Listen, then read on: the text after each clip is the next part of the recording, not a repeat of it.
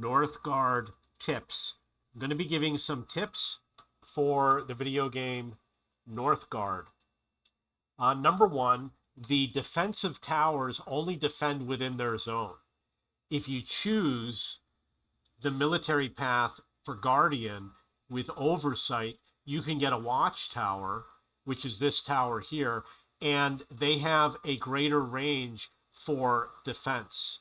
So I recommend you go through that zone, that you go through that path. You can organize a feast at a relatively low cost, but the cost will increase after each use. That is over here. You want to organize the feast when you have a lot of people, because if you have a lot of people, you get a bigger production bonus. And you can only use it a limited amount of times because the cost keeps increasing, and eventually you won't be able to pay the cost anymore for the feast. You can use your villagers to fight alongside your army. My army is only 3 guys plus a militia with 4. I got a total of 7, and I've got 28 villagers. You can take all of your villagers, you can highlight everybody, and you can use all of them to attack the enemy. So if you have, I've had like, let's say 75 population and 20 warriors, that's an army of almost 100. And you can use all of them to attack their army, which is probably going to be a lot smaller than that. Although defense towers work well early in the game, the enemy will target those towers and defeat them easily later in the game. These defense towers are really useful early in the game. They'll stop animals, they'll stop attacks by 1 or 2 warriors or by 4 or 5 warriors, but eventually the enemy's going to attack with 30 warriors at once.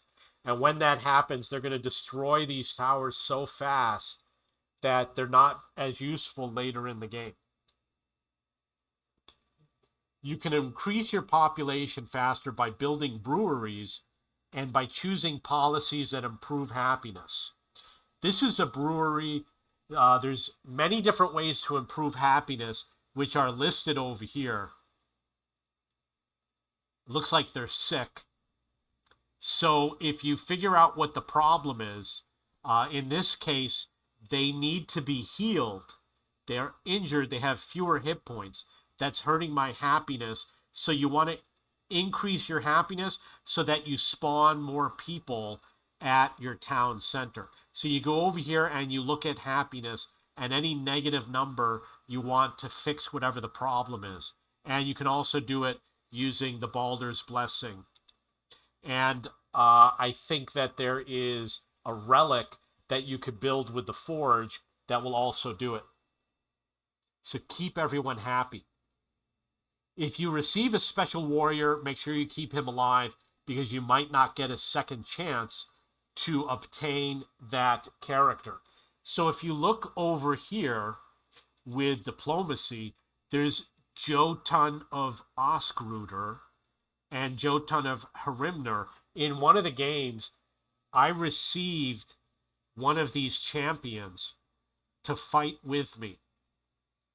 And I wanted to let him die to see what would happen. If they die, you lose them forever. If you gain one of these guys, you want to make sure that you keep them because they're very powerful. He lost to like 25 enemy warriors. You can attack the enemy, retreat, heal, and attack again. So basically what you do, you get all of your you highlight your warriors, you go over the border, you attack, you watch their hit points, and when their hit points go low, you run back over the border to safety. And make sure you have the mender healing your warriors, and then go back and attack again and come back and keep going back and forth. Buildings have upkeep, so if you build unused buildings, it will cost you money to keep them up. Over here, you have your coins. The biggest expense is the building upkeep. So don't build too many buildings that you're not using. If a building is on fire, repair it immediately. If you see that a building is on fire, repair it immediately. Select a villager and send it to repair, because if you don't, it could burn down. The buildings do burn a little bit slowly, but they can still burn down and lose all their hit points. So make sure you use the villager and you go and repair it. They'll usually get there fast enough. It's better to overwhelm the enemy in battle to ensure victory. So when I was going like 2-on-3, 3-on-3, 4-on-4, the enemy was wearing me down. I had to retreat. I had to heal. I had to go in and fight again. But eventually I was like, I'm just going to make 10 guys to go up against 5. And when I started doing that, my guys don't even take any damage. So there's a big advantage to going in with a large number of forces. Go in with overwhelming force, and you're probably going to win all of your battles. Enable the special skills for your best fighters when the battle starts. So, I don't know how to do this, but you go to, I think it's this building, and you see over here it says hire Eggle.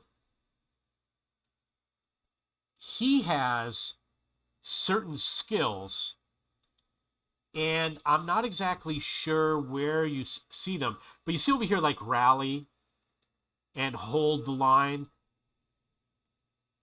suppressing fire.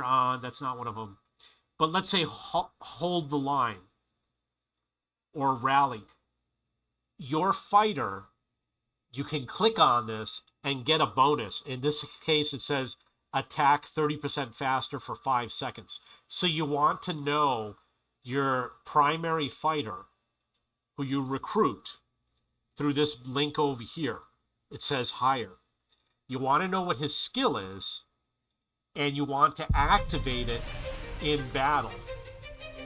For some reason the music just started.